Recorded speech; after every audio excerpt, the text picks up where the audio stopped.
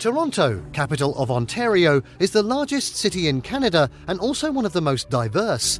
It's home to a dynamic mix of tourist attractions, from museums and galleries to the world-famous CN Tower, and just a short drive away is Niagara Falls.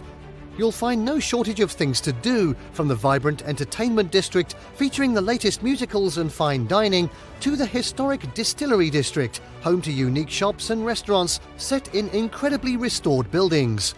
Toronto city centre is relatively easy to navigate, with many of the top attractions within walking distance of each other and a subway system to cover longer distances. If you are visiting Toronto in winter, head indoors to explore the extensive path network of underground walkways that connect shopping, entertainment and attractions.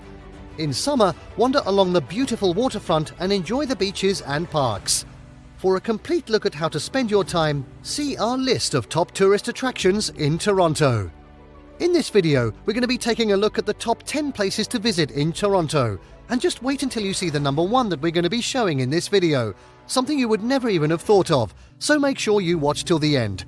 Oh, before we begin, you can help support our channel by becoming a member of this channel. Press the join button below. This will help us to bring you more awesome travel videos. Now, let's cut to the chase. Number 10. City Hall and Nathan Phillips Square.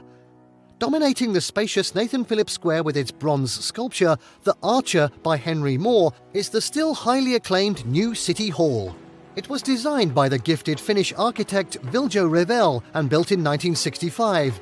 City Hall consists of 2 arc-shaped high-rise blocks, 20 and 27 stories high respectively, wrapped around a lower central building topped by a flattened cupola. In the square in front of City Hall is a man-made pond, which becomes a popular skating rink in winter and is where the often photographed Toronto sign is located. This is a beautiful area to visit in December, particularly at night when it's decorated for the Christmas holidays. At 9, wander through St. Lawrence Market. The St. Lawrence Market houses a variety of vendors selling various food products, flowers and specialty items. The St. Lawrence Hall was built in Toronto in 1850 and served as a public meeting place and a concert venue. If you've been shopping or touring nearby, this is an excellent spot to stop in for a bite to eat or to relax with friends over a cup of coffee. In the summer, outdoor patios on elevated spaces allow you to soak up some of the warm sunshine. The hall was restored in 1967 but has retained much of its old charm. The building provides a unique atmosphere for the market and is also occasionally used for film and television shoots. The interior features a grand staircase and a gas-lit chandelier. Once you leave St. Lawrence Market, head north away from the lake up to Front Street and then head west for a block and a half to check out the architecturally stunning Gooderham building at Church Street. This building, framed in front of the towers of downtown Toronto, is an iconic picture of the city. At 8, tour Casa Loma. Standing in beautifully kept grounds, Casa Loma is an extraordinary building, somewhat reminiscent of a medieval castle. It was originally constructed in 1914 for Sir Henry Pellat, an eccentric Canadian multimillionaire who was among the first to recognize and exploit the money-making potential of Niagara Falls. With close to 100 rooms, including 36 bathrooms, the house is now a museum. Shouldn't be too hard to find a restroom then. Visitors can take a look back in time to a period of European elegance and splendour. Canada's foremost castle is complete with decorated suites, secret passages, an 800-foot tunnel, towers, stables and 5 acres of estate gardens, and a whole lot of loos. At 7, see the animals at the Toronto Zoo. Toronto Zoo has an outstanding and diverse collection with approximately 5,000 animals.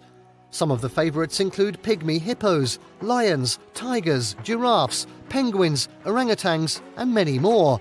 The zoo is divided into several sections, each representing a major region of the globe.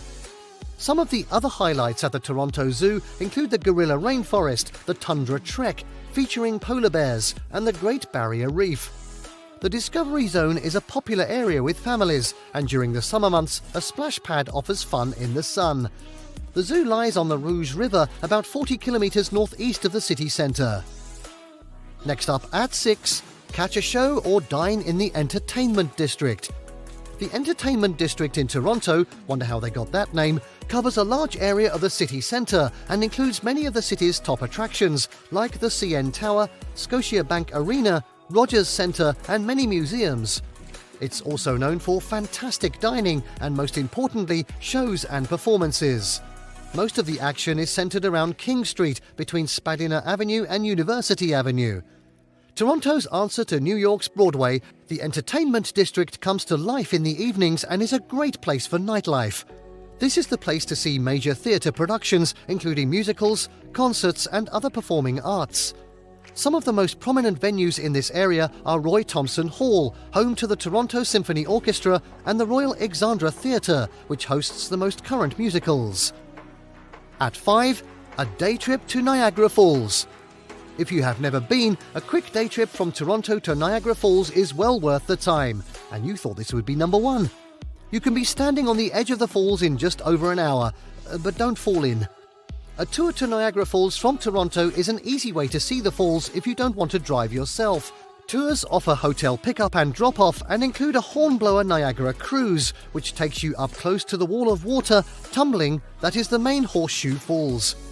Tours also stop at some of the key sites in the area, including Whirlpool Rapids, the Floral Clock, and the beautiful little town of Niagara-on-the-Lake. A train, GO Train, also runs to Niagara Falls from Union Station in summer, from late June to the start of September, as well as the Thanksgiving weekend in October. On weekends, you can even take your bike on the train and enjoy a bike ride along the Niagara Parkway. If you have enough time, you may also want to consider spending a night at Niagara Falls to explore the downtown and see the falls lit up at night. Next in at 4, Art Gallery of Ontario. The renowned Art Gallery of Ontario, or AGO, is one of the largest museums in North America. The collection of more than 95,000 pieces includes works from around the world, from European masterpieces to contemporary art, but also holds an impressive collection of Canadian art, including a vast collection of works by the Group of Seven. A series of temporary exhibitions are mounted throughout the year. The AGO occupies a unique-looking building with a mix of older and modern architecture on the west side of the city centre. Next to the AGO is the hard-to-miss Ontario College of Art and Design, standing high above the street on stilts designed to look like pencils. No, not pencils exactly. At number 3, Ripley's Aquarium of Canada. One of Toronto's newest top attractions is the Ripley's Aquarium near the base of the CN Tower. This fabulous facility displays all kinds of marine life and is one of the most popular things to do in Toronto for families. The most impressive feature is the huge underwater tunnel with a moving sidewalk. You can watch the ocean world go by all around you as sharks glide past and sawfish linger on the tunnel roof above. This is a truly serene experience for all ages, unless you don't like sharks. Another unexpected highlight is the jellyfish display, accented with creative lighting. Further on, touch tanks with stingrays and small sharks allow for a hands-on experience. And for the engineering-minded, the building's open concept also allows for a look at the life support system and filtration equipment operating the facility. At number 2, visit the Royal Ontario Museum. The Royal Ontario Museum, known as the ROM, is one of Canada's premier museums, with an international reputation for excellence. It houses an outstanding collection which covers natural history, art, and culture from a great variety of periods from all over the world. It is also well known for featuring exhibitions from across the globe. A controversial expansion in 2007 saw the addition of the Michael Lee Chin Crystal, a modern wing featuring glass and sharp angles, added onto a very traditional older building. It's now one of Toronto's most recognizable buildings. And finally, at number 1, it's not Niagara Falls, see the view from the CN Tower. Toronto's famous landmark, the 553-metre CN Tower, is one of the city's must-see attractions and also the most impossible to miss. Towering above the downtown, this Canadian icon can be seen from almost everywhere in the city. You have the option of simply appreciating the building from the ground or taking a trip up to one of the observation areas or restaurants for fabulous views over the city and Lake Ontario.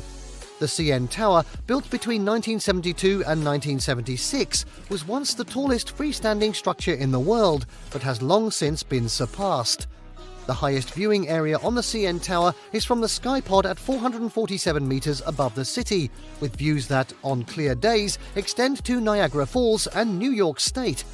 To get here requires taking 2 elevators.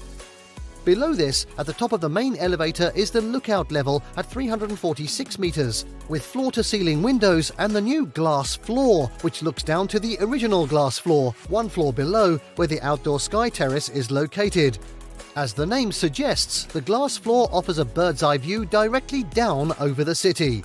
No thanks. For those looking for a little more adventure though, or perhaps a lot more adventure, there is the Edge Walk.